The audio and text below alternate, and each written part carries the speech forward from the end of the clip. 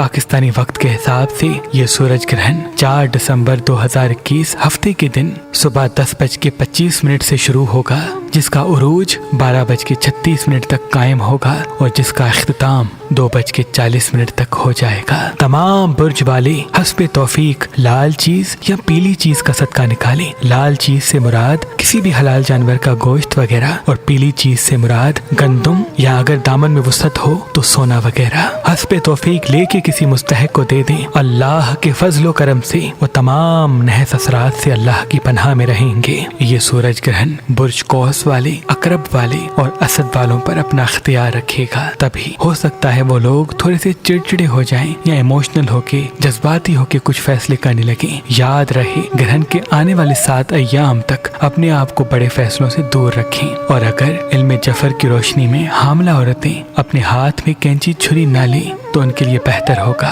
اگر سیدھی ہو کے سو کے 27 مرتبہ سورہ کوثر پڑھ کے اللہ سے دعا مانگے تو انشاءاللہ آنے والے بچے پر نیک اثرات قائم ہوں گے۔ اور وہ لوگ جو اپنی دعا قبول کروانا چاہتے ہیں وہ کوشش کر کے گرہن کے وقت خانہ کعبہ کی طرف منہ کر کے 27 مرتبہ سورہ کوثر اور 27 مرتبہ سورہ نصر پڑھ کے اللہ سے اپنی دعا مانگے، انشاءاللہ وہ دعا فوراً قبول ہو جائے گی۔ اللہ پاک نے اس زمین پہ انسانوں کے لیے ہزاروں نعمتیں عطا کی، ان نعمتوں میں ایک نعمت نیلم پتھر ہے۔